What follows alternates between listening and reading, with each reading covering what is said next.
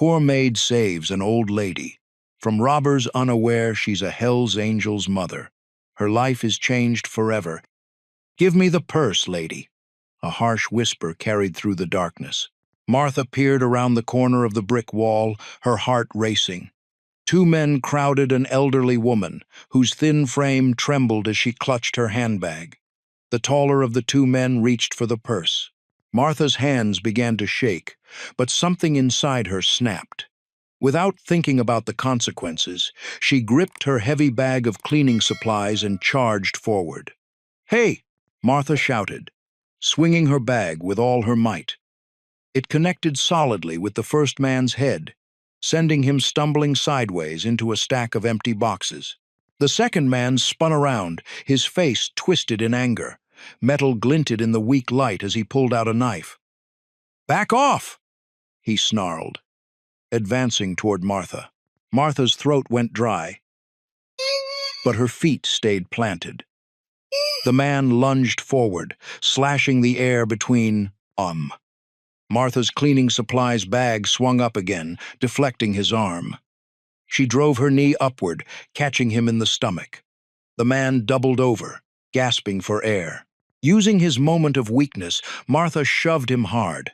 He tumbled backward onto the dirty pavement, and the knife clattered away into the shadows. In the distance, police sirens began to wail. The first man scrambled to his feet. "Let's get out of here," he called to his partner. The two men bolted down the alley, disappearing into the darkness. Martha stood rooted to the spot, her chest heaving as she tried to catch her breath. Her hands wouldn't stop shaking. The reality of what she'd just done began to sink in as the adrenaline slowly faded. The elderly woman slowly lowered her purse. She looked at Martha, then at the empty alley, her eyes wide with shock and relief. The police sirens grew closer, their blue and red lights beginning to flash against the brick walls of the alley. Martha's legs felt weak, but she remained standing, her cleaning supplies bag, the unlikely weapon still gripped tightly in her hand. The elderly woman steadied herself against the brick wall, her hand trembling slightly as she smoothed down her expensive wool coat. Despite her disheveled appearance, there was something regal about her bearing that caught Martha's attention. "Thank you, my dear," the woman said, her voice rich and steady despite her ordeal. "I don't know what would have happened if you hadn't come along." Her eyes, sharp and alert, studied Martha with surprising intensity. Martha shifted uncomfortably under her gaze. "Anyone would have done the same," she mumbled, suddenly aware of her worn cleaning uniform and scuffed shoes. Police cars pulled up to the alley, their red and blue lights painting the walls in alternating colors. Two officers approached, notebooks ready. "Ma'am, are you all right?" the taller officer asked, directing his question to the elderly woman. "We'll need statements from both of you." Martha described the incident in detail, her hands still shaking slightly as she recalled the glint of the knife. The elderly woman waited patiently, standing straight despite her obvious fatigue.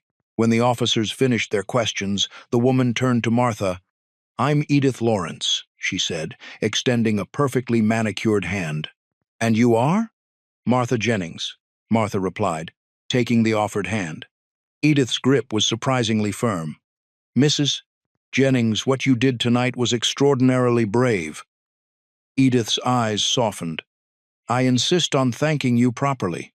Would you join me for dinner tomorrow evening?" Martha hesitated.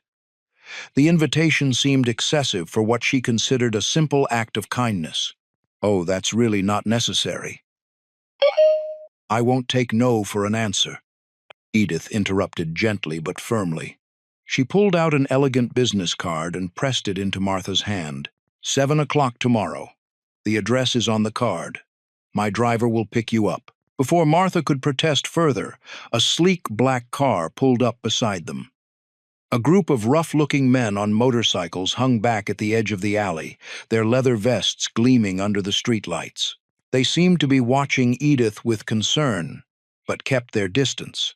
"Those officers will need to take my formal statement at the station," Edith explained, gesturing to an unmarked police car. "But I'll see you tomorrow evening, Mrs. Jennings. Please don't disappoint me." Martha watched as Edith was helped into the car by one of the officers. The bikers revved their engines, following the unmarked car as it pulled away from the curb. The whole scene felt surreal, like something out of a movie rather than her ordinary life. As Martha started her walk home, she turned the business card over in her hands. The paper was thick and expensive, with an address in one of the city's most exclusive neighborhoods, embossed in elegant script. She couldn't shake the feeling that there was more to Edith Lawrence than met the eye. The way the bikers had watched her, their protective stance, and the unmarked police car, it all seemed strange for a simple mugging attempt. The card felt heavy in her pocket as she made her way home through the quiet streets, her mind full of questions about the mysterious woman she had helped and what tomorrow evening might bring. Martha woke to sunlight streaming through her thin curtains, her muscles aching from last night's unexpected adventure. Her small apartment felt safer in the morning light, but memories of the alley incident kept floating back. She sat at her worn kitchen table, sipping coffee from her favorite chipped mug, when her phone rang. The unknown number made her hesitate before answering. "Hello? Is this Martha Jennings?" The voice was deep and gravelly, with an edge that made her sit up straighter. "Yes, it is." She gripped her mug tighter. "My name is James Lawrence. I'm Edith Lawrence's son, the woman you helped, and last night." There was a pause. "My mother wants to thank you properly for what you did." Martha's throat felt dry. "Oh, that's really not necessary," Mom insists. He cut in, his tone leaving no room for argument. "She'd like you to join us for dinner tonight. 7 o'clock. Martha's mind flashed back to the group of bikers she'd seen hovering near the police cars. Their leather vests and hard stares had seemed so out of place around the elegant Edith. Well, Martha struggled to find the right words. "The address is 1247 Highland Drive," James continued, as if her agreement was already settled. "It's the big house with the iron gates. You can't miss it." Martha's eyebrows rose. "Iron gates? Mr. Lawrence? I appreciate the invitation, but—" "Mom really wants to thank you," he interrupted again, his voice softening slightly. "She doesn't take kindness from strangers lightly. Please come." Something in his tone made Martha pause. Despite her unease, she found herself saying, "All right, I'll be there." After hanging up, Martha sat in her quiet kitchen, the coffee now cold in her mug. Highland Drive was in the wealthy part of town, a far cry from her modest neighborhood. The thought of those bikers lingered in her mind, along with questions about who Edith Lawrence really was. Throughout her cleaning jobs that day, Martha's thoughts kept drifting to the upcoming dinner. Her clients' luxurious homes suddenly reminded her of where she'd be going that evening. As she dusted expensive figurines and polished silver picture frames, she wondered what kind of house had iron gates. Back in her apartment, Martha stood before her small closet, fretting over what to wear. She finally settled on her best dress, a simple navy blue number she usually saved for church. It was modest, but neat, like everything else she owned. As she applied a touch of lipstick, her hand trembled slightly. The mirror reflected her worried expression, and she forced herself to take a deep breath. "It's just dinner," she told her reflection. "Just a nice lady saying thank you." But even as she said the words, Martha knew it wasn't that simple. The memory of those bikers watching from the shadows nagged at her. The way they'd deferred to Edith, calling her Mom, the unmarked police car, the iron gates. Standing in her tiny hallway, purse clutched in her hands, Martha hesitated. Her sensible side urged her to call and cancel, to stay home where it was safe and familiar. But something else, curiosity, perhaps, or the memory of Edith's dignified gratitude, made her reach for her door key. Martha's old sedan looked out of place among the expensive cars lining the circular driveway. She double-checked the address written on the small piece of paper in her hand, hardly believing she was in the right spot. The house before her wasn't just a house. It was a mansion, with tall white columns and perfectly manicured gardens. Her sensible shoes clicked against the marble steps as she approached the heavy wooden door. Before she could reach for the doorbell, the door swung open. A warm light spilled out onto the porch, and there stood Edith Lawrence, looking completely different from the frightened woman in the alley. Tonight, she was elegant in a silk blouse and pearls, her silver hair perfectly styled. "Martha, dear, come in, come in." Edith's voice was strong and welcoming, though Martha noticed she still moved with careful steps. Martha stepped into an entrance hall that took her breath away. A crystal chandelier hung from the high ceiling, casting rainbow spots of light across marble floors. Fine art adorned the walls, and fresh flowers filled crystal vases on antique tables. "I hope you found us without trouble," Edith said, linking her arm through Martha's and guiding her deeper into the house. "Yes, ma'am," Martha managed to say, though her voice came out smaller than she intended. Her simple black dress, the nicest thing she owned, suddenly felt inadequate. They entered a large dining room where several people were already gathered. The long table was set with fine china and silver, with candles casting a warm glow over everything. The smell of expensive food made Martha's stomach growl quietly. "Everyone," Edith announced. "This is Martha Jennings, my guardian angel from last night." Several faces turned to look at her, and Martha felt her cheeks grow warm. A tall woman with striking features stepped forward, her movements graceful but somehow dangerous, like a cat. She wore tailored black pants and a silk top, but Martha couldn't help noticing the edge of a tattoo peeking out from her collar. "This is my daughter Vivian," Edith said proudly. "Most people call me Viper," Vivian said, extending her hand. Her grip was firm, her gaze direct and assessing. Martha noticed how the others in the room seemed to defer to Vivian, stepping back slightly when she moved. There were about 10 people total, all dressed expensively but with something hard in their eyes that made Martha nervous. "Please, sit here next to me," Edith insisted, pulling out a chair. "The chef has prepared something special tonight."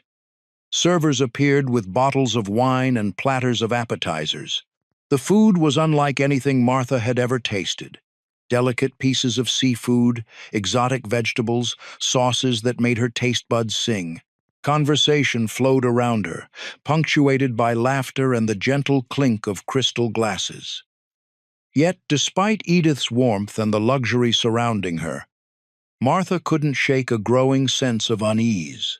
She caught snippets of conversation about territories and deals that seemed odd for a family dinner.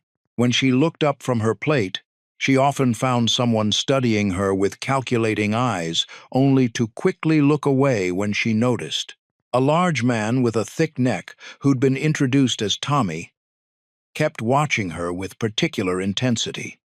His knuckles were scarred, and though he wore an expensive suit, it couldn't quite hide the way he carried himself, like someone used to fighting. The evening continued with more courses and more wine, and Martha found herself relaxing slightly, drawn in by Edith's stories and genuine affection. But every time she started to feel comfortable, she'd catch another strange glance or hear another mysterious comment that reminded her she was very far from her normal world. Martha sat at the elegant dining table, her fingers tracing the delicate patterns on the expensive tablecloth.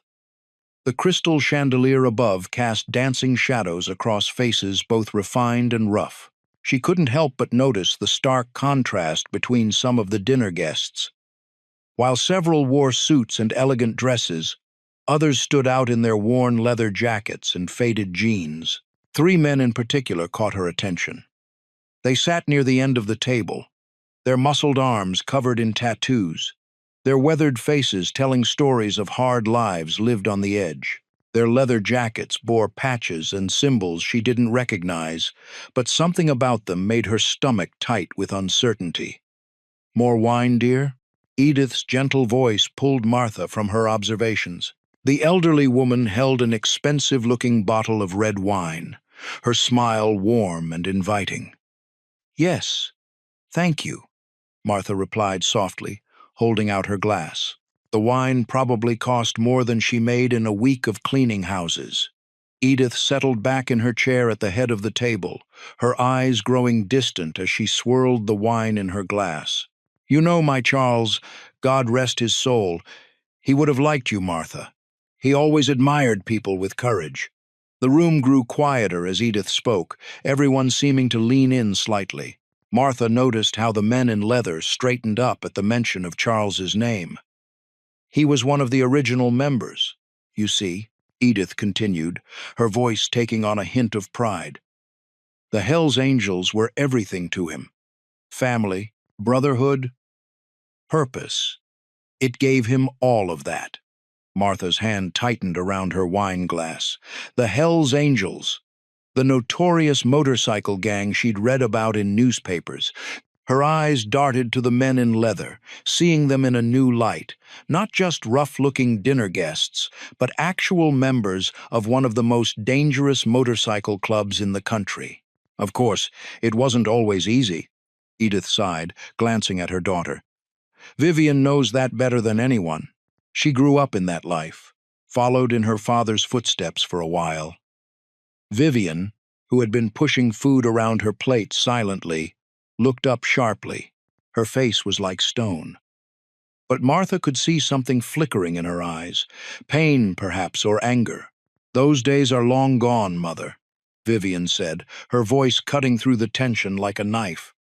"I want nothing to do with that life anymore. You know that." The silence that followed was deafening. Martha watched as the men in leather exchanged glances, their expressions darkening.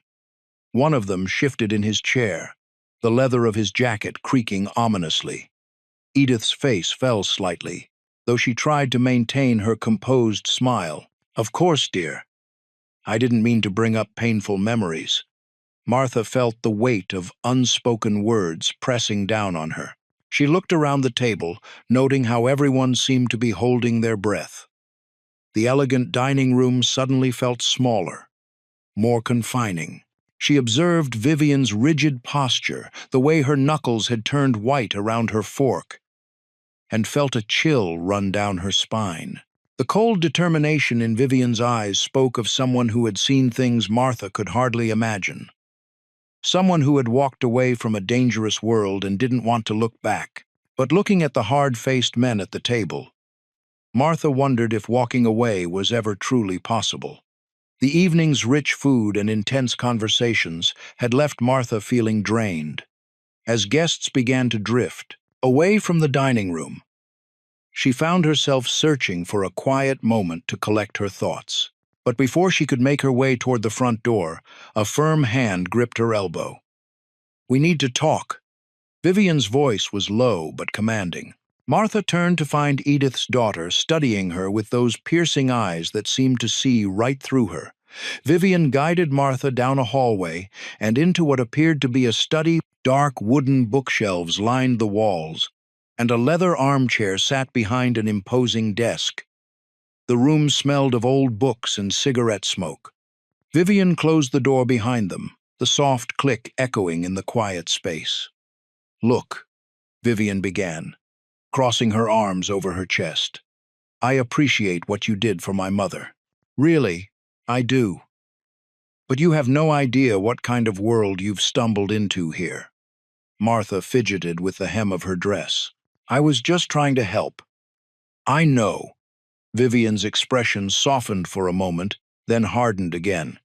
"But in our world, help comes with strings attached. Those men you saw tonight? They're not just some motorcycle enthusiasts who like to wear leather. They're dangerous people who do dangerous things." Martha's throat felt dry.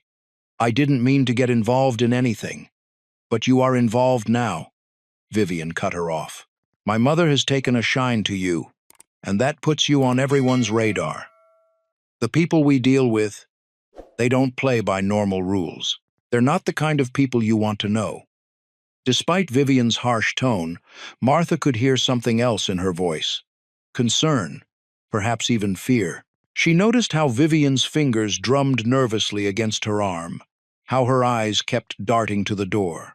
"I'm trying to do you a favor here," Vivian continued, her voice dropping even lower. "Stay away from this family. Go back to your life. Forget about my mother. Forget about tonight. Forget about all of it." Martha stood straighter, finding her voice. "Your mother seems like a lovely woman who just wants to show her gratitude." A bitter laugh escaped Vivian's lips. "My mother is many things, but lovely is not one of them. She survived in this world for a reason." She stepped closer to Martha, her presence imposing. "I'm warning you because I see something decent in you. Don't let my mother's world destroy that." The sincerity in Vivian's voice sent a chill down Martha's spine. This wasn't just a warning, it was a plea. Martha gathered her purse and coat, making her way to the front door. Her mind was spinning with everything she'd learned. The elegant dinner party seemed like a facade now, masking something darker underneath. As she walked down the curved driveway, the crunch of gravel under her feet seemed unusually loud in the quiet night. Movement caught her eye. Near the gate, a group of bikers lounged against their motorcycles, their leather vests gleaming in the security lights. They weren't doing anything threatening, just watching, smoking cigarettes that glowed like fireflies in the darkness. But their presence made Martha's skin crawl. She quickened her pace, keeping her eyes forward, trying not to show her fear. Their gazes followed her until she turned the corner, making her feel exposed and vulnerable. Vivian's warning echoed in her mind. And for the first time since helping Edith in that alley, Martha wondered if she'd made a terrible mistake. Martha's heels clicked against the concrete as she made her way home, each step echoing in the empty street. The warmth and luxury of the dinner party felt like a distant dream now, replaced by the cold reality of the night. Streetlights cast long shadows across the sidewalk, and the familiar route she'd walked hundreds of times before suddenly felt strange and threatening. Her hands trembled slightly as she pulled her worn cardigan tighter around her shoulders. The conversation with Vivian kept playing in her mind, along with all the little details she'd noticed during dinner, the leather jackets, the hushed conversations, the way some of the men carried themselves with barely contained aggression. The sound of a motorcycle engine rumbled in the distance, making her jump. Martha quickened her pace, her cleaning uniform rustling with each hurried step. The streets were eerily quiet now, the usual background noise of the city muted, as if holding its breath. As she rounded the corner onto Maple Street, her heart nearly stopped. A tall figure stood under the glow of a streetlight, his leather vest gleaming. She recognized him immediately. One of the men from dinner, his angular face partially hidden beneath the shadow of his beard. The Hell's Angels patch on his vest seemed to glow ominously in the dim light. Martha's feet faltered, but there was nowhere else to go. This was her route home, and turning back would only make things worse. She straightened her shoulders, trying to summon the same courage that had helped her save Edith in the alley. The man didn't move as she approached, but his eyes, hard and dark, followed her every step. When she was just a few feet away, he shifted his weight, blocking her path. "Stay away from my mother," he growled, his voice low and threatening. The words seemed to hang in the air between them, heavy with menace. Martha's throat went dry. She could smell leather and cigarette smoke, could see the detailed tattoos crawling up his neck. His fingers twitched near his belt, and she noticed scars across his knuckles, evidence of countless fights. "You don't know what you're dealing with," he continued, taking a step closer. His presence was overwhelming, filling the entire sidewalk. "This isn't your world. Keep walking, and forget everything you saw tonight." Martha's legs felt like lead, but somehow she managed to step around him, maintaining as much distance as possible. Her heart thundered in her chest so loudly she was sure he could hear it. She forced herself to keep her pace steady, fighting the urge to run. After what felt like miles but was probably only a block, she finally dared to glance over her shoulder. The man was gone, as if he'd never been there at all. But the weight of his warning pressed down on her shoulders like a physical thing. Her hands shook as she fumbled with her house keys, nearly dropping them twice before managing to unlock her front door. Inside, she leaned against the wall, letting out a shaky breath she hadn't realized she'd been holding. The familiar sight of her modest apartment, the worn furniture, the faded wallpaper, the stack of romance novels by her favorite chair seemed to mock the danger she'd just encountered. Martha's mind raced with images from the evening. Edith's elegant demeanor, Vivian's cold warning, and now this man's threatening presence. She slid down to sit on her entryway floor, her cleaning uniform bunching around her knees, as the full reality of her situation sank in. Martha's hands trembled slightly as she scrubbed the kitchen counter at Mrs. Peterson's house. The morning sun streamed through the window, but it did little to warm the chill that had settled in her bones since last night's encounter. The biker's warning echoed in her mind, making her movements jerky and unfocused. "You missed a spot, dear," Mrs. Peterson called from the doorway, pointing to a corner of the granite countertop. "Oh, I'm sorry." Martha shook her head, trying to clear it. She'd been cleaning houses for 20 years, and she'd never been this distracted. Her thoughts kept drifting back to Edith's grand house, the leather-clad bikers, and Vivian's cold, calculating eyes. The morning dragged on as Martha moved from room to room, dusting and vacuuming on autopilot. Her usual pride in her work felt distant, overshadowed by the weight of recent events. The familiar scent of lemon cleaning solution that usually brought her comfort now seemed to mock her attempt at normalcy. When her phone rang around 2 in the afternoon, Martha nearly dropped the feather duster she was holding. Her heart skipped a beat as she recognized the number from yesterday. With shaking hands, she answered. "Hello?" Her voice came out barely above a whisper. "Martha Jennings?" The same gruff voice from yesterday filled her ear. "Mom wants to see you again. Today, if possible." Martha's throat went dry. She glanced at the grandfather clock in Mrs. Peterson's living room, its steady ticking suddenly seeming too loud. I'm not sure that's a good idea." Mom insists. There was something in his tone that brooked no argument, despite its politeness. "She says it's important." Martha closed her eyes, feeling trapped. The warning from last night clashed with her inexplicable desire to see Edith again. There was something about the elderly woman that drew her in, despite all the danger signs. "What time?" she heard herself asking, even as her mind screamed at her to refuse. 4 o'clock. Same place as yesterday.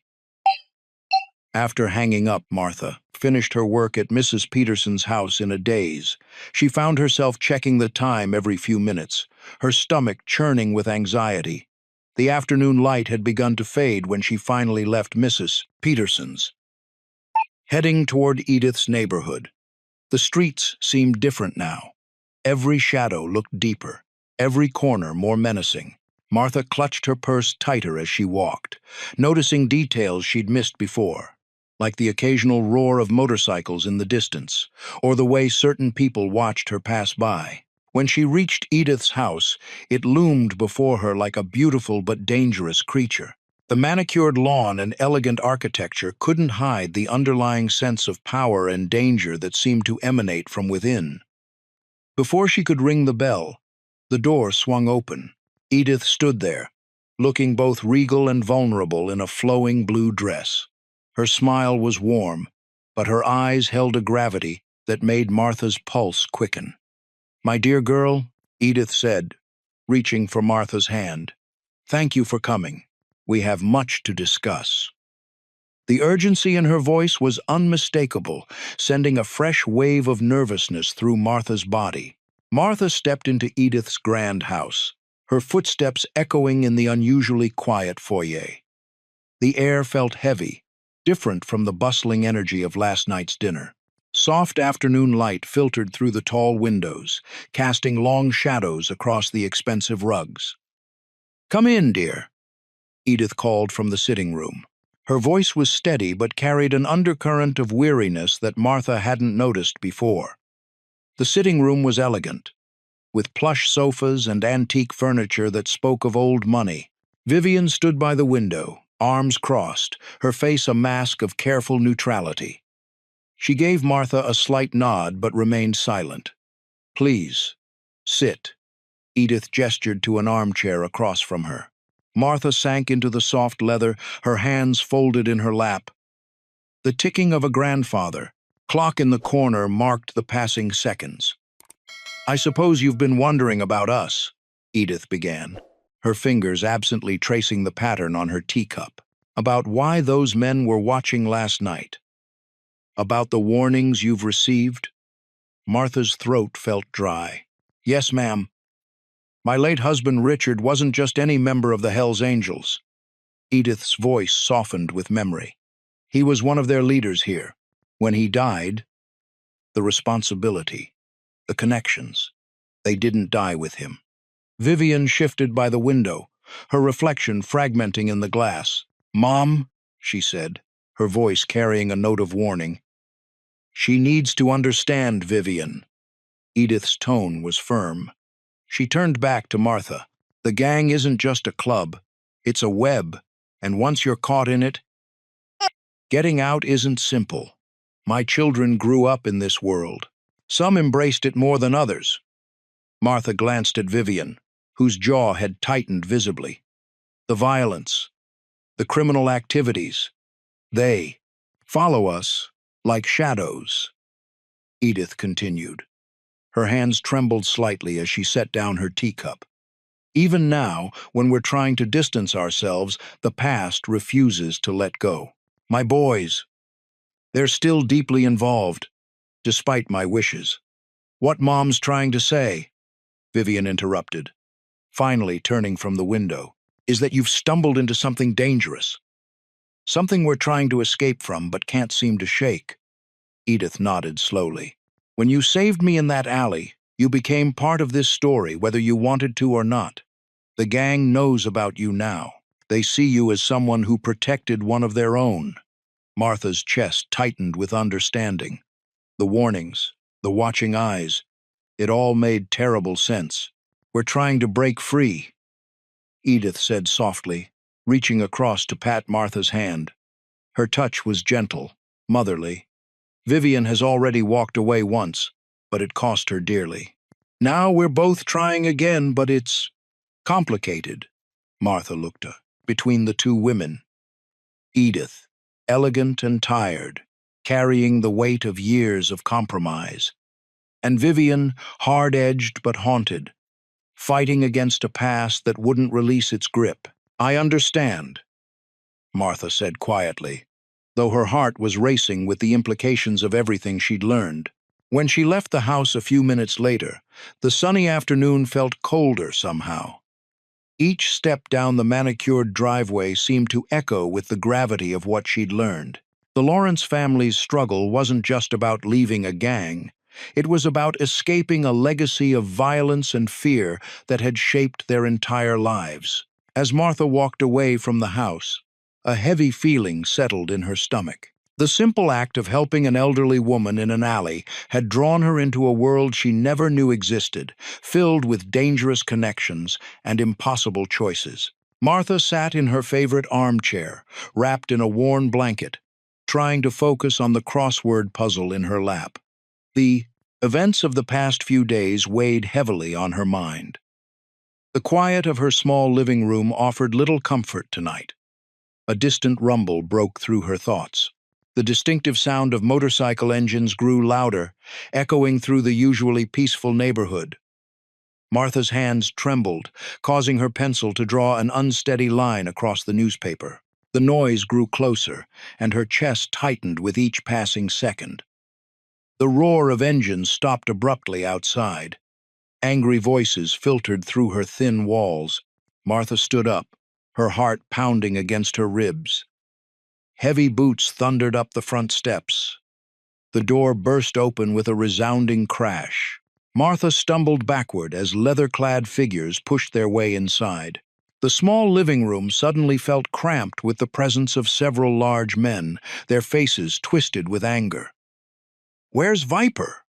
one of them demanded, his voice rough. A patch on his leather vest identified him as a member of the Hell's Angels. Before Martha could respond, more figures appeared in the doorway. Vivian's brothers. Their faces were hard, jaws set in determination. "Get out of here," the older brother growled. "This isn't your territory anymore." The first biker laughed, a harsh sound that made Martha's skin crawl. "That's not how this works, and you know it. Your sister can't just walk away." The tension in the room crackled like electricity. Martha pressed herself against the wall, trying to make herself invisible. Her eyes darted between the two groups, watching as they squared off in her tiny living room. "She's done," the younger brother said. "We're all done." Mother made her decision. One of the bikers spat on Martha's carpet. "Edith doesn't make decisions anymore. The old lady's time is over." The first punch came so fast Martha barely saw it. Vivian's older brother's fist connected with the biker's jaw, sending him staggering backward into her coffee table. The furniture splintered under his weight. Chaos erupted. Bodies collided. Fists flew, and the air filled with cursing and the sound of breaking furniture. Martha's precious few possessions became casualties in the brawl. A lamp shattered against the wall, plunging half the room into shadow. Through the mayhem, Martha spotted Edith in the doorway, her face pale with shock. The elderly woman had appeared without anyone noticing, likely drawn by the commotion. She took a step forward, trying to make her voice heard above the fighting. "Stop this!" Edith commanded, but her words were lost in the din. Martha watched in horror as one of the bikers, stumbling backward from a punch, crashed into Edith. The elderly woman lost her balance, falling hard against the doorframe before crumpling to the floor. Without thinking, Martha pushed through the brawling men. Their elbows and shoulders knocked against her, but she barely felt it. Her focus was entirely on reaching Edith, who lay motionless on the floor. Martha dropped to her knees, beside the fallen woman, her hands hovering uncertainly over Edith's still form. The fighting continued around them, but it seemed distant now, as if happening in another world. All Martha could see was Edith's pale face and closed eyes. All she could hear was her own heart hammering in her ears. "Edith?" she whispered, gently touching the older woman's shoulder. "Can you hear me?" The living room erupted into chaos as another group of bikers burst through the front door, their heavy boots thundering against the hardwood floor. The leader, a hulking man with a scarred face and thick beard, stood in the doorway, his eyes blazing with fury. "Where's the money?" he roared, his voice cutting through the noise of the ongoing brawl. "You think you can steal from us and get away with it?" Martha pressed herself against the wall, her heart hammering in her chest. The elegant room she'd dined in just days ago had transformed into a war zone. Leather-clad figures crashed into expensive furniture, sending vases shattering to the floor. One of Vivian's brothers stepped forward, his hands raised. "Listen, Tommy. We can work this." A gunshot cracked through the air like thunder. Martha flinched, covering her ears as screams filled the room. More shots followed, and she dropped to her knees, crawling behind an overturned table. "Nobody leaves until we get what's ours," the rival leader shouted. Through gaps between fighting bodies, Martha spotted Edith trying to make her way across the room. The elderly woman's face was pale with fear, but her jaw was set with determination. She was heading for what looked like a study door, perhaps where she kept something important. Another shot rang out. Martha watched in horror as Edith jerked backward, red blooming across her shoulder. The elderly woman crumpled to the ground with a soft cry. "Mom!" Vivian's voice cut through the mayhem. She tried to push through the crowd, but two men grabbed her arms, holding her back. "Let me go!" That's my mother! Martha's body moved before her mind could catch up. Still crouching low, she scrambled across the floor toward Edith. Broken glass crunched under her palms, but she barely felt the sting.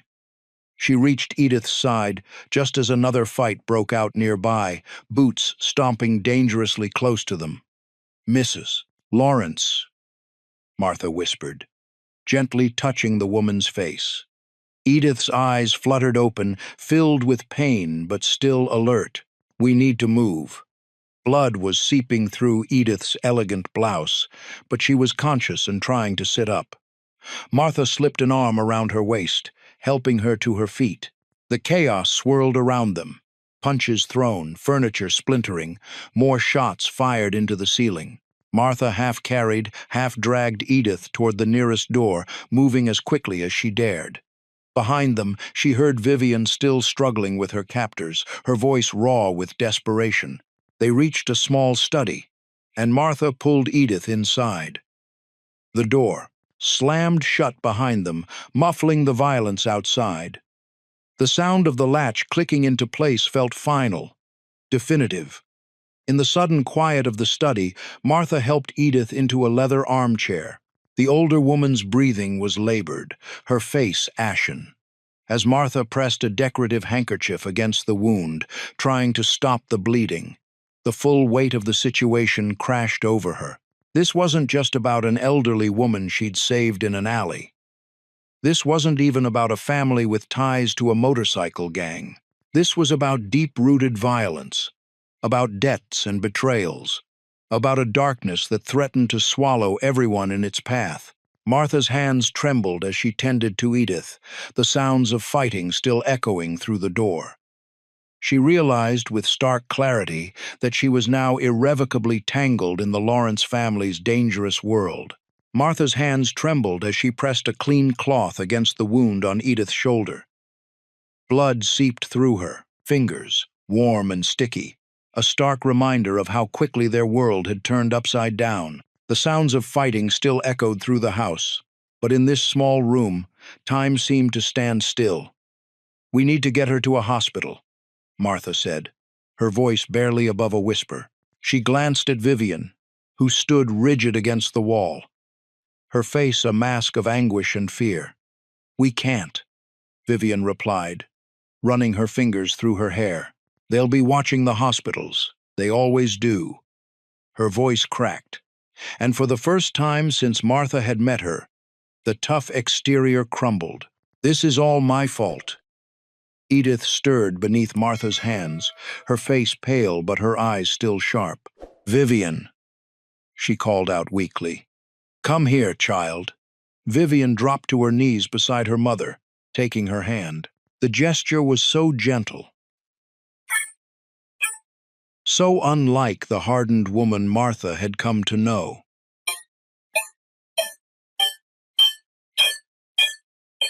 "I'm sorry, Mom. I thought I could handle it. I thought I could pay them back without—" "Shh," Edith soothed, though her voice was strained. "Tell Martha. She needs to understand." Vivian looked up at Martha, her eyes filled with a mixture of shame and desperation. "I borrowed money from them. A lot of money. I thought I could use it to start fresh, to build something legitimate. But they don't let you leave. Not really." She swallowed hard. "The interest keeps growing, and now they're calling in the debt." Martha continued to apply pressure to Edith's wound, her mind racing. "How much?" "More than we can ever pay," Vivian admitted. "And now the rival chapter thinks we're holding out on them. They think we have money stashed away somewhere." A groan escaped Edith's lips, and Martha quickly checked the wound. The bleeding had slowed, but Edith's skin felt clammy. "We need medical supplies at least," Martha insisted. "She can't stay like this." Vivian nodded, her face set with determination. "I know someone, a doctor, who helps the club sometimes. But I can't leave Mom alone." "Stay with her," Martha said firmly. She surprised herself with how steady her voice sounded. "You get what we need." "Why?" Vivian asked, her eyes searching Martha's face. Why would you help us? After everything you've seen? Martha looked down at Edith, remembering the frightened woman in the alley who had shown such dignity even in danger. Because your mother needed help, and I chose to give it. That hasn't changed. Edith's hand found Martha's, squeezing it weakly. You see, Vivian? Sometimes angels come in the most ordinary disguises. Vivian stood up, wiping her eyes quickly. I'll be back as fast as I can. There's a gun in the drawer by the bed. If anyone tries to come in, I know what to do, Martha said, though her stomach churned at the thought. As Vivian slipped out of the room, Martha held Edith's hand tighter, listening to the chaos that still raged beyond their sanctuary. The weight of her decision pressed down on her like a physical thing. She was no longer just a cleaning lady who had helped a stranger. She was now part of something darker, more dangerous than she'd ever imagined. And somehow, impossibly, it felt like exactly where she needed to be. The hospital hallway buzzed with fluorescent lights and the steady beep of monitors. Martha sat in an uncomfortable plastic chair, her hands clasped tightly in her lap. The smell of antiseptic hung heavy in the air, making her nose wrinkle. Across from her, Vivian paced back and forth, her boots squeaking against the polished floor. Family of Edith Lawrence? A nurse appeared, clipboard in hand. Both women jumped to their feet. The nurse explained that while Edith was stable, she needed rest. One visitor at a time, she added firmly. Vivian nodded curtly and gestured for Martha to go first. You saved her life. You should see her. Martha shook her head. She's your mother. You go. Vivian's tough exterior cracked slightly. She sank into the chair beside Martha, running her fingers through her. Dark hair. I haven't seen her in 3 years, she admitted, her voice barely above a whisper. Not really. Not properly. Martha remained silent, giving Vivian space to continue.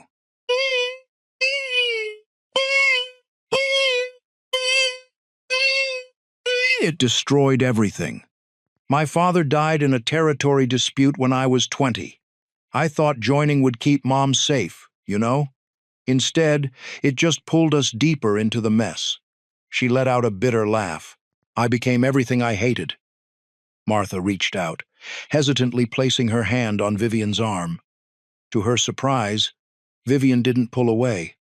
I want out, Vivian continued, her eyes fixed on the emergency room doors.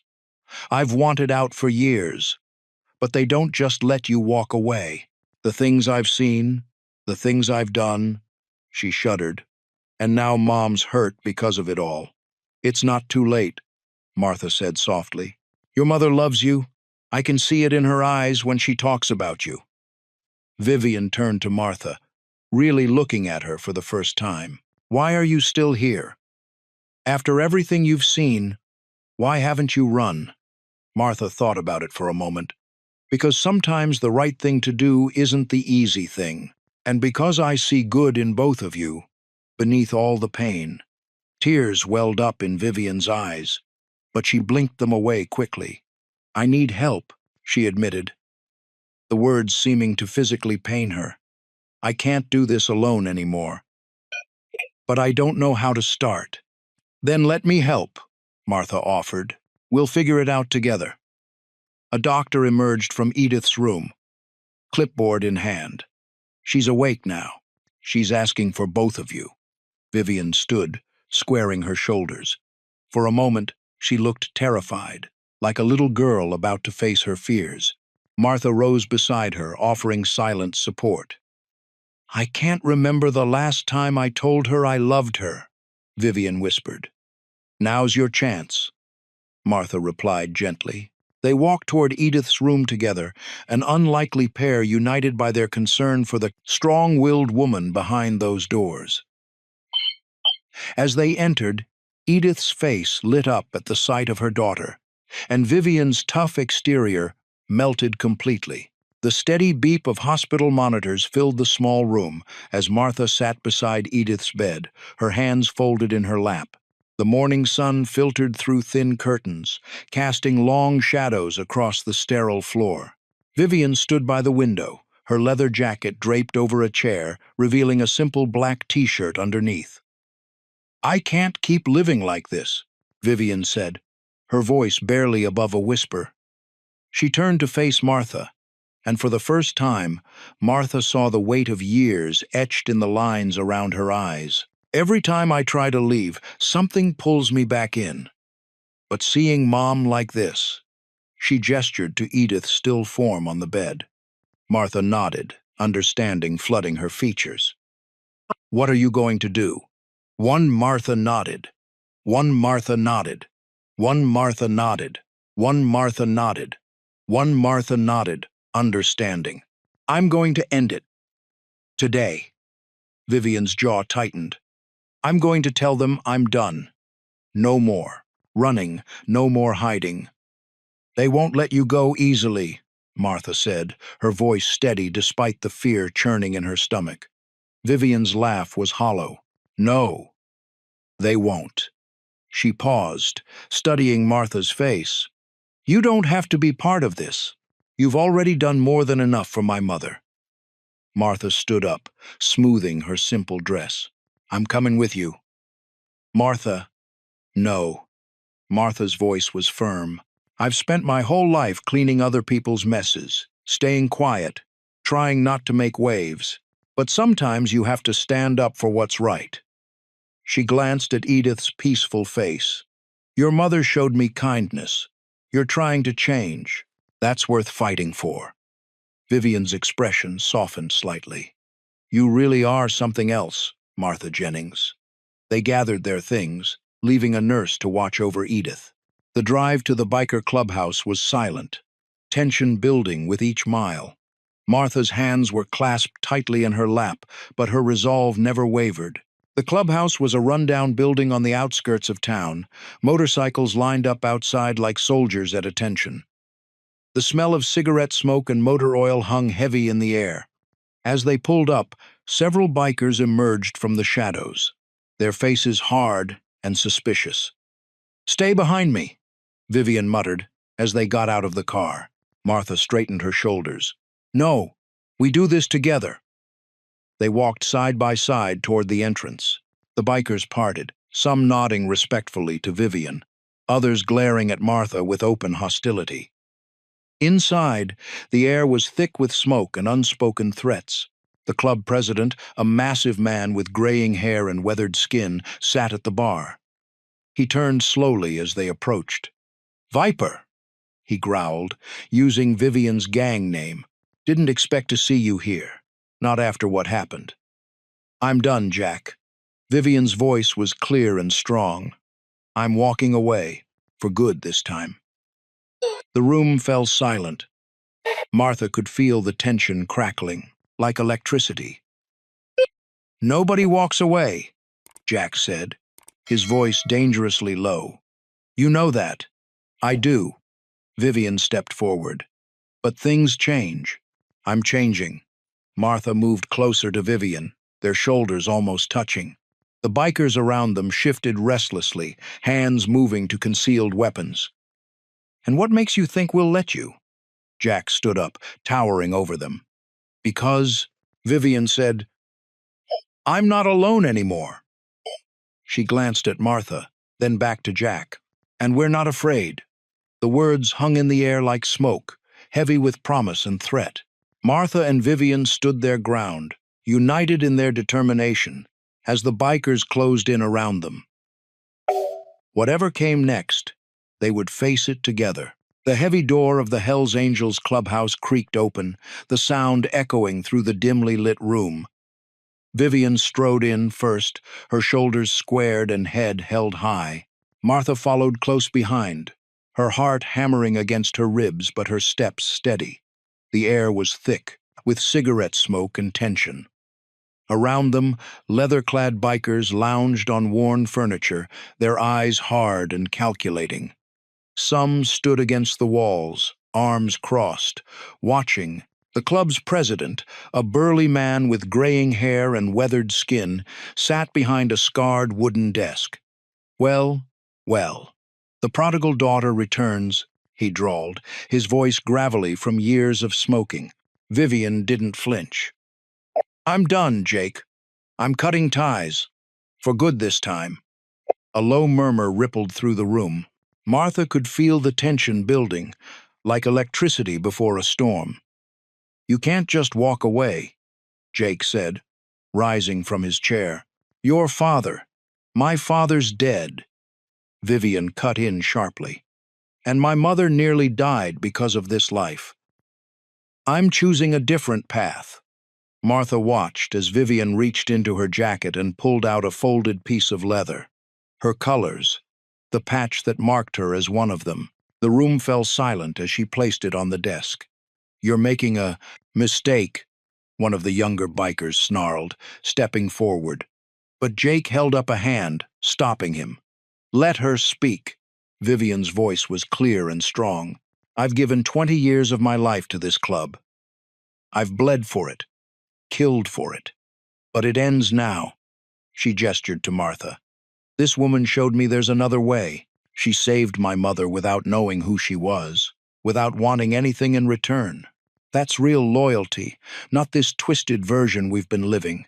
Jake's eyes shifted to Martha, studying her. She met his gaze, refusing to look away. Something in her steady stare seemed to give him pause. "You understand what you're giving up?" he asked Vivian, his voice softer now. "I understand what I'm gaining," Vivian replied. The silence stretched for what felt like hours. Martha could hear her own heartbeat, could feel the weight of dozens of eyes on them. Then Jake nodded, slowly but deliberately. "Your father was my brother," he said. "But maybe he'd want this, for you." He picked up the colors from his desk. "No one comes after you. You have my word."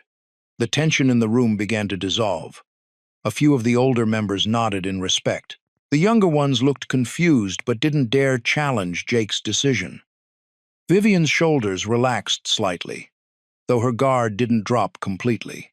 "Thank you," she said simply. As they turned to leave, Jake called out one last time. "Lawrence," Vivian paused, "take care of your mother." Martha followed Vivian out of the clubhouse, neither of them speaking until they reached the parking lot. The evening air felt clean and fresh after the smoky interior. Above them, stars were beginning to appear in the darkening sky. Vivian stopped by her car, her hands shaking slightly as she pulled out her keys. "I never thought," she started, then shook her head. Martha reached out and squeezed her arm. "You did it," she said softly. Vivian looked at her, really looked at her, and for the first time since they'd met, Martha saw the hard shell crack completely. A genuine smile spread across her face, transforming her features. "We did it," Vivian corrected her, and together they got into the car, leaving behind the clubhouse and everything it represented. Martha walked down Bennett Street, her footsteps echoing against the familiar cracked pavement. The late afternoon sun cast long shadows across the ground, reminding her of that fateful night when she'd first heard Edith's cry for help in the alley. But now, things were different. Her shoulders were straight, her chin lifted with quiet confidence. The same shabby buildings lined the street, their weathered facades unchanged. Yet Martha saw them through new eyes. Each step felt purposeful, meaningful. Her sensible shoes, though still worn, carried her with dignity. She'd traded her cleaning uniform for a simple but professional navy dress. Nothing fancy, but worlds away from the faded clothes she'd worn just months ago. A young mother, pushing a stroller, nodded at her in greeting. Martha smiled warmly, remembering how she used to hurry past others, trying to make herself invisible. Those days were behind her now. She wasn't just the woman who cleaned houses anymore, though she'd never be ashamed of that work. She was someone who had stood up to danger, who had helped change lives. As she rounded the corner, she caught her reflection in a store window. Her gray hair was neatly styled, and there was a sparkle in her eyes that hadn't been there before. The worry lines on her face had softened, replaced by laugh lines that crinkled when she smiled. She looked happy. Vivian's sleek car pulled up beside her, the window rolling down smoothly. "Need a ride, partner?" Vivian asked, a hint of a smile playing at her lips. The word partner still made Martha's heart swell with pride. Inside the car, Martha settled into the leather seat, her hands folded neatly in her lap. The charity proposal papers sat in her bag, their bikerstory 2 of safe, shared vision taking shape on paper. They were going to help women and children affected by gang violence, offering them a way out, a chance at a new life, just like the one Martha and Vivian had found together. "Nervous about the board meeting?" Vivian asked, glancing sideways at her as they drove. "A little," Martha admitted. "But good nervous, like when you know you're doing the right thing." Vivian nodded, understanding in her eyes. "Mom's already convinced half the donors. They trust you, Martha. They see what I see. Someone who doesn't back down when things get tough." Martha thought about how far they'd come, from that terrifying night with the rival gang to now, planning a future that would help others escape the cycle of violence. She remembered the trembling Maid who'd once hidden in the shadows, and marveled at how life could change so dramatically. The car pulled up to the impressive building where their new offices would be. Martha gathered her things, her movements, steady and sure. This was where she belonged now, not because she'd sought power or influence, but because she'd followed her heart and stood up for what was right. "Ready?" Vivian asked, holding the door open. Martha stepped out into the bright sunshine. Yes, she was ready. Ready to be more than she'd ever imagined. Ready to help others find their strength, just as she had found hers. This wasn't an ending. It was a beginning.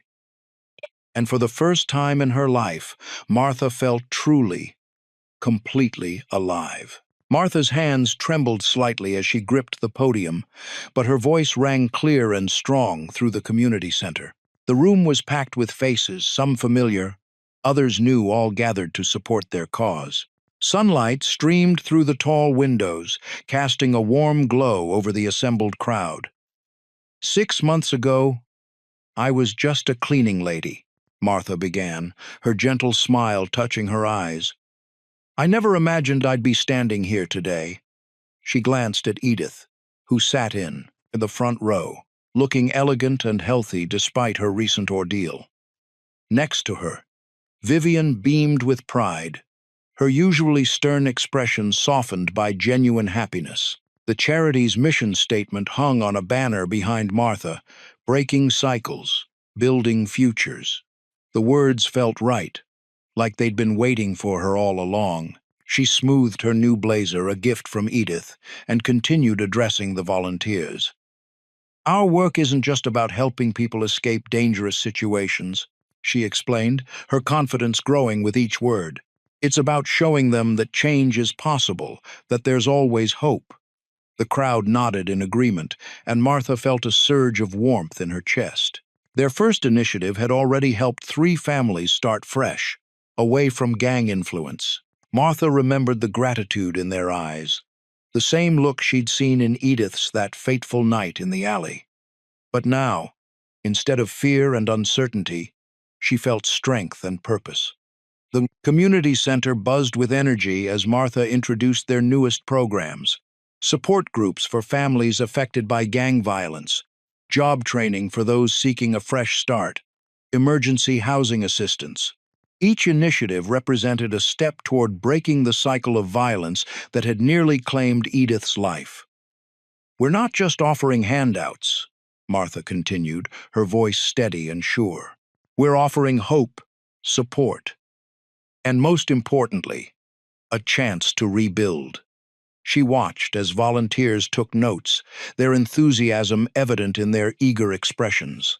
Edith rose slowly from her chair, her recovery nearly complete. She walked to Martha's side, placing a gentle hand on her shoulder. The gesture spoke volumes about how far they'd come from strangers in a dark alley to family bound by something stronger than blood. Looking out at the sea of faces, Martha saw determination reflected back at her. Former gang members seeking redemption sat alongside suburban moms, wanting to make a difference. The walls that once divided their community were crumbling, replaced by bridges of understanding and compassion. Together, Martha said, her voice carrying to every corner of the room, we can create the change we wish to see. The words weren't just a slogan, they were a promise, one that Martha intended to keep. The applause that followed felt like a confirmation. This was where she belonged. Not invisible anymore, but standing tall, making a real difference in people's lives. Her simple cleaning uniform had been replaced by professional attire, but her heart remained unchanged, still caring, still determined to help others. As the meeting continued, Martha watched Vivian working the room, her natural leadership skills shining through as she organized volunteer groups. The daughter who had once been lost to the gang life was now leading others toward the light. It was a transformation that mirrored Martha's own journey from invisible maid to respected community leader. The evening sun cast long shadows across Edith's back porch as Martha and Vivian sat side by side on the weathered wooden swing. The gentle creaking of chains filled the comfortable silence between them. A warm breeze carried the sweet scent of blooming jasmine from the garden where Edith was tending to her flowers. Martha's hands wrapped around a steaming mug of tea, her thoughts drifting back to that fateful night in the alley. It felt like a lifetime ago. She glanced at Vivian, noting how different she looked now, softer somehow, the hard edges smoothed away by time and healing. You know, Vivian began, her voice quiet but steady, I never thought I'd find peace like this. She gestured to the peaceful scene before them. When you first showed up in our lives, I was so angry. Angry at everything, my past, my choices, what I'd become. Martha nodded, remembering the cold, defensive woman she'd first met. You've come so far, Vivian. Because of you. Vivian turned to face her, eyes bright with emotion. You saw something in me worth saving when I couldn't see it myself. Even after everything, the violence, the gang, my attitude, you stayed. You didn't judge me for my past. Martha set her tea aside and reached for Vivian's hand. Everyone deserves a second chance. I saw someone fighting to break free, to be better. How could I not support that? Vivian squeezed her hand, her voice thick with gratitude. You didn't just save my mother that night. You saved me too. She paused, collecting her thoughts. The weight of everything I'd done. It was crushing me. But you showed me that forgiveness was possible. The swing creaked softly as they rocked, the rhythm matching the peaceful beating of their hearts. In the garden, Edith's humming drifted toward them, a gentle reminder of the family they'd become. I remember being so scared, Martha admitted with a small laugh, this tough biker woman glaring at me across the dinner table. Who would have thought we'd end up here? Vivian chuckled, the sound warm and genuine. And now, look at us, running a charity together, helping others break free from the life I once lived. Her expression grew serious. I need you to know how grateful I am, Martha, not just for saving Mom, but for believing in me, for showing me that my past doesn't have to define my future. Martha felt tears prick at her corners of her eyes. You did the hard work, Vivian. You chose to change. You chose to face your fears and break free. I just held the light so you could see the way. They sat in comfortable silence for a moment, watching the sun paint the sky in brilliant shades of orange and pink. The weight of their shared history settled around them like a familiar blanket, no longer heavy with regret and fear, but warm with understanding and acceptance. Vivian stood, stretching her arms above her head. Come on, she said, offering her hand to Martha. Mom's making her famous pot roast, and you know how she gets if we're late for dinner. Martha took her hand, rising from the swing with a smile. They walked toward the garden where Edith waited, their steps in perfect sync. The path ahead was clear now, free from the shadows that had once threatened to consume them both. The two women moved forward together, their bond forged in fire, but strengthened by compassion and understanding. They were no longer the frightened maid and the hardened biker. They were family, shaped by their shared journey but no longer defined by it. The afternoon sun streamed through the windows of Edith's living room, casting long shadows across the antique furniture. Edith sat in her favorite armchair, her hands folded neatly in her lap, while Vivian perched on the edge of the couch across from her. The tension between them was thick, built up over years of silence and pain. "Mom?" Vivian began, her voice unusually soft. "I've been wanting to say this for a long time." She paused, struggling to find the right words. Her fingers nervously played with the hem of her leather jacket, a habit she'd had since childhood. Edith leaned forward slightly, her eyes gentle. "Take your time, dear. I'm sorry." Vivian's voice cracked. "I'm sorry for everything, for pushing you away, for blaming you for Dad's choices." Tears welled up in her eyes, something Martha had never seen before. "I was so angry for so long." Edith's composure wavered, her own eyes glistening. "Oh, Vivian." She reached across the space between them, taking her daughter's hand. "I'm sorry, too. I should have protected you better. Should have gotten us all out sooner. You did what you could." Vivian squeezed her mother's hand. "I understand that now. It took me years to see it, but I do." The two women sat in silence for a moment, their joined hands bridging the gap that had separated them for so long. Martha, standing quietly in the doorway, felt her heart swell at the sight. "When I saw you in that hospital bed," Vivian continued, her voice stronger now, "something in me broke. All that anger, all that blame, it just seemed so pointless." She wiped her eyes with her free hand. "Life's too short for holding on to old hurts." Edith nodded, tears now flowing freely down her weathered cheeks. "I've missed you so much, my girl. Every day, every birthday, every Christmas. I missed you too, Mom. More than I let myself admit." Vivian moved to sit beside her mother, their shoulders touching. "Remember how you used to make hot chocolate on stormy nights?" A smile broke through Edith's tears. "With the little marshmallows you loved so much. And you'd tell me stories about your childhood in Maine," Vivian added, laughing softly. "I used to love those stories. I still remember them all," Edith said, patting her daughter's hand. "We have time now, time to make new memories, better ones." Martha watched as mother and daughter embraced, years of pain melting away in that simple gesture. Edith's small frame seemed to fit perfectly in her daughter's arms, as if the years apart had never happened.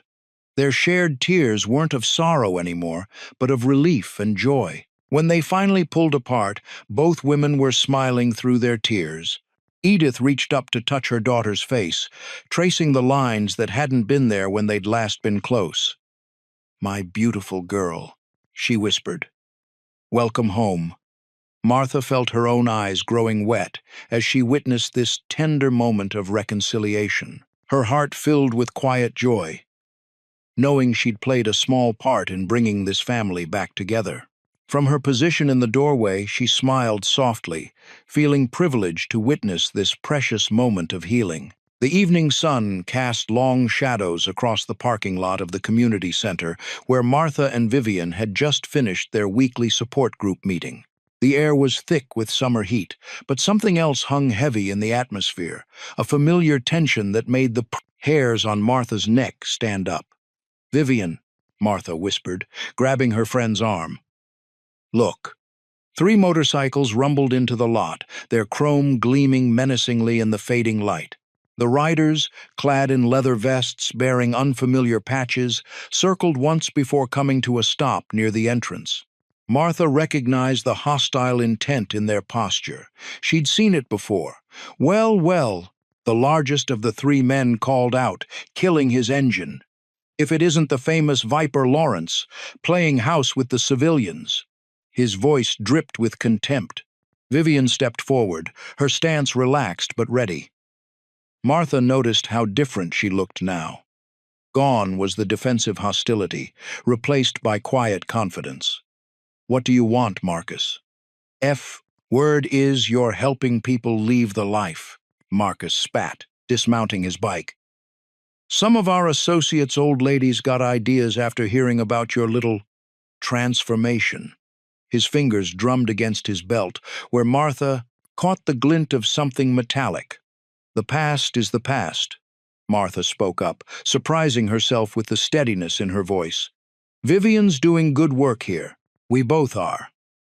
The second biker laughed harshly. Listen to this one. Since when do maids give orders to the devil's own?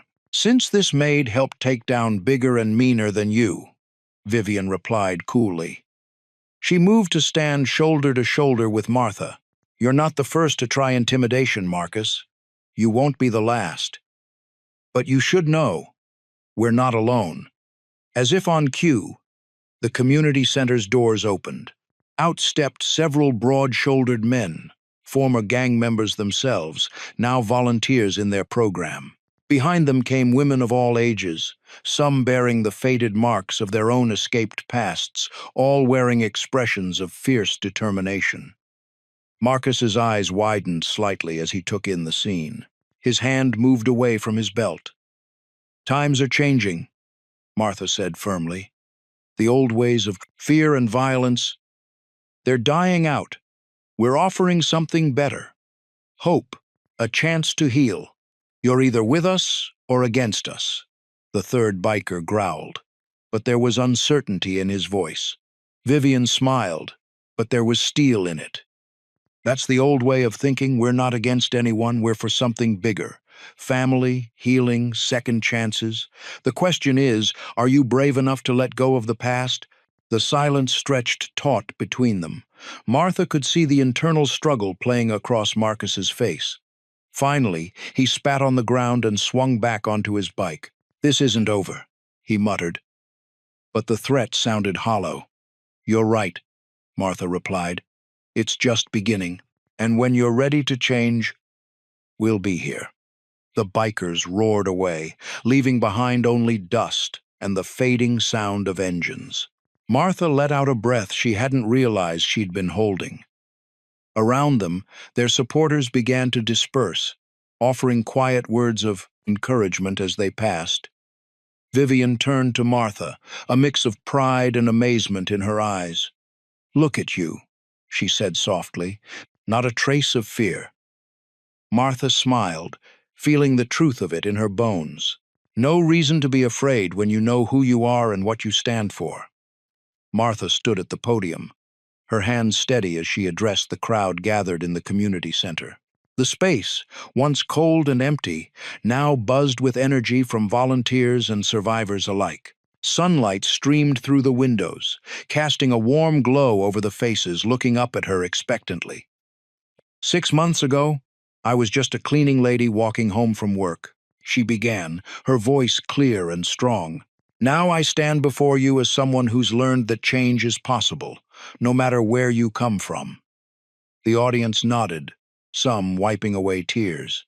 In the front row, Edith beamed with pride, while Vivian stood at the back of the room, arms crossed but with a slight smile playing on her lips.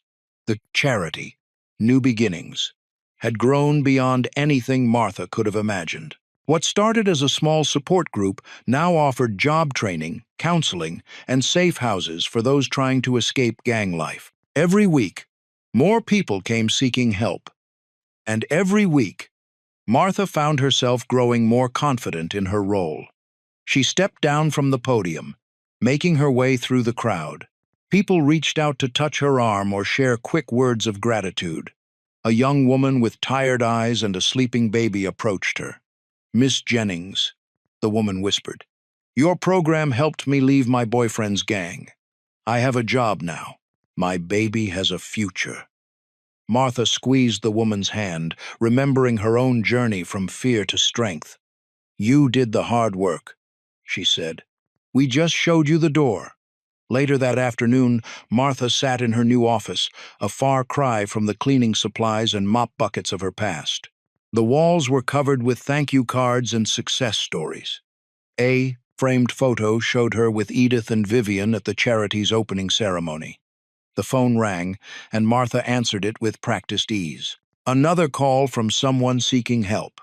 Another life waiting to be changed. As she listened and took notes, she felt that familiar surge of purpose that had become her constant companion. "Yes," she said into the phone, "we can help you. Come by tomorrow morning, and we'll get started." After hanging up, Martha walked to the window. The street below was busy with people coming and going from the center. Some were former gang members, now mentoring others. Others were mothers, sisters, and daughters, finding their way to better lives. A knock at her door revealed Vivian, holding 2 cups of coffee. "Brought you your usual," she said, setting 1 cup on Martha's desk. "Just watched another family move into the safe house. Father and 3 kids. They're scared, but they're here." Martha nodded, taking a sip of her coffee. "Remember when I was terrified of you?" she asked with a small laugh. Vivian snorted. "Remember when I thought you were just some nosy cleaning lady who needed to mind her own business?" They shared a knowing look, both aware of how far they'd come. The charity had given them both purpose. Vivian using her connections and street knowledge to help others escape. Martha providing the compassion and understanding that made people feel safe. On Martha's desk, a stack of applications waited for review. People wanting to volunteer, seeking services, offering donations. The work never seemed to end, but Martha wouldn't have it any other way. Each paper represented someone choosing hope over fear, just as she had done that night in the alley. She picked up her pen and began reviewing the applications, knowing that each signature might mean another life changed, another family saved, another cycle of violence broken. The winter sun cast long shadows across the hospital room as Martha held Edith's frail hand. The steady beep of monitors had become a familiar sound over the past few days. Vivian sat on the other side of the bed, her normally tough exterior softened by exhaustion and grief. Edith's breathing was shallow, but her face remained peaceful. The years of violence and fear that had marked her life seemed to have melted away, leaving behind the elegant woman Martha had first met that fateful night in the alley. "It's okay, Mom," Vivian whispered, her voice catching. "You can rest now." Martha watched as Edith's eyes fluttered open one last time. Those sharp eyes that had commanded respect from even the toughest bikers now held only warmth and love. Her lips curved into a gentle smile as she looked at both women. "My girls," Edith breathed, her voice barely audible. "You've given me such peace." The monitors grew quiet, and Edith Lawrence slipped away, still holding both their hands. The silence that followed was profound, broken only by Vivian's quiet sobs. Martha stood at the second funeral a few days later, watching as people filed past the elegant mahogany casket. The church was filled with an odd mix of mourners. Former gang members stood respectfully next to charity volunteers, all united in their grief for the remarkable woman who had touched their lives. The charity's office had been flooded with cards and flowers. Stories poured in from people whose lives Edith had helped change through their work. A mother who'd escaped gang life with her children, a teenager who'd found a new path through their mentorship program. Each story was a testament to the legacy Edith had built. Vivian stepped up to deliver the eulogy, her black dress a stark contrast to her usual leather jacket. Her voice, usually hard with defensive edges, now carried a gentle strength as she spoke about her mother's journey from a biker's wife to a beacon of hope for others. "My mother lived 2 lives," Vivian said, her eyes meeting Martha's in the front pew. The first was shaped by circumstances beyond her control, but the second, the one she chose, that was her masterpiece. She taught me that it's never too late to change, to heal, to forgive. Martha felt tears rolling down her cheeks as she remembered the night she'd first met Edith. How strange life was, that saving a stranger in an alley could lead to such profound change. The poor maid and the biker's mother, an unlikely pair that had become family. After the service, Martha and Vivian stood together by the fresh grave. The late afternoon sun painted the cemetery in soft golden light. Vivian reached for Martha's hand, squeezing it gently. "She loved you like a daughter, you know," Vivian said softly. "You gave her hope when she needed it most." Martha nodded, unable to speak past the lump in her throat. The wind rustled through the trees, carrying the sweet scent of the funeral flowers. "We'll keep her work going," Martha finally managed. "Help more people find their way out of the darkness. Together," Vivian agreed, her voice firm with resolve. They stood there as the sun began to set, two women forever changed by the love of an extraordinary mother. The chapter of Edith's life had closed, but her story lived on in the lives she'd touched, in the bridges she'd built, and in the unbreakable bond between a former maid and a reformed biker who'd found family in each other. Martha and Vivian stood side by side on the wide stone steps of their charity's new building.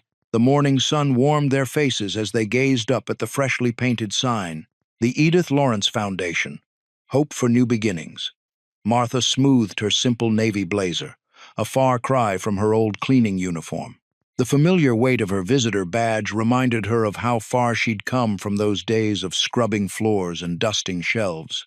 Now she helped run an organization that gave others a chance to transform their lives, just as she had. "Still can't believe we did it," Vivian said softly, her usual tough exterior softening as she looked at the building. She'd traded her leather jacket for a crisp, white blouse. But her eyes still held that fierce determination Martha had come to know so well. "Your mother would be proud," Martha replied, placing a gentle hand on Vivian's shoulder. "She always believed in second chances." Vivian nodded, swallowing hard. "She saw something in both of us, didn't she? Even when we couldn't see it ourselves." The morning bustle of the city surrounded them, cars honking, people hurrying past on the sidewalk, the smell of coffee from the cafe next door. But here, on these steps, time seemed to slow down as they took in what they'd accomplished together. Inside, they could see their staff arriving through the glass doors, former gang members working alongside social workers, all united in their mission to help others escape the cycle of violence. The conference room where they'd hold today's support group was already set up, chairs arranged in a circle, ready to welcome those seeking a way out. "Remember that first night?" Martha asked, thinking back to the dinner where she'd first met Vivian. "I was terrified of you." Vivian let out a short laugh. "You didn't show it. Not even when those guys burst in with guns." She shook her head. "I thought you were crazy, standing there protecting Mom like that." "Maybe I was," Martha smiled. "But sometimes, the craziest choices lead us exactly where we need to be." Through the windows, they could see the photos lining the hallway, snapshots of success stories, people who'd found their way to better lives through their program. Among them was a picture of Edith, her gentle smile watching over everything they did. "We've helped 37 people start new lives this year alone," Vivian said, pride evident in her voice, each one of them carrying a piece of Mom's legacy forward. Martha nodded, remembering all the late nights they'd spent planning, the countless meetings with donors, the challenging moments when it seemed impossible. But they'd pushed through it all, stronger together than they ever could have been apart. "Ready to face another day?" Martha asked, reaching for the door handle. Vivian straightened her shoulders, that familiar determination settling over her features. "With you by my side, always." They climbed the remaining steps together, their heels clicking against the stone in perfect sync. The morning light streamed through the windows, casting warm patterns across the floor.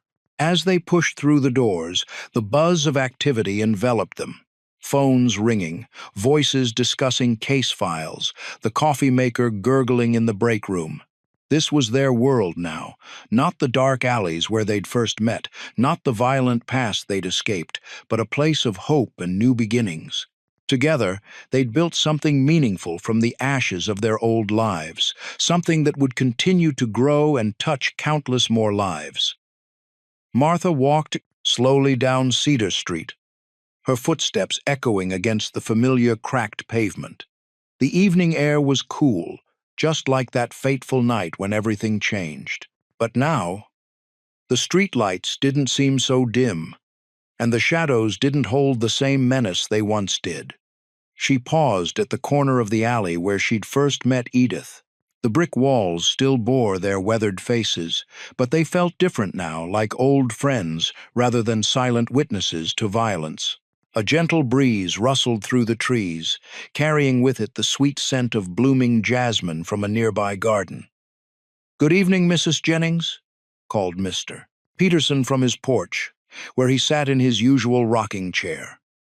She waved back, remembering how she used to hurry past, head down, trying to be invisible. Now, she walked with her shoulders straight, meeting the gazes of her neighbors with quiet confidence.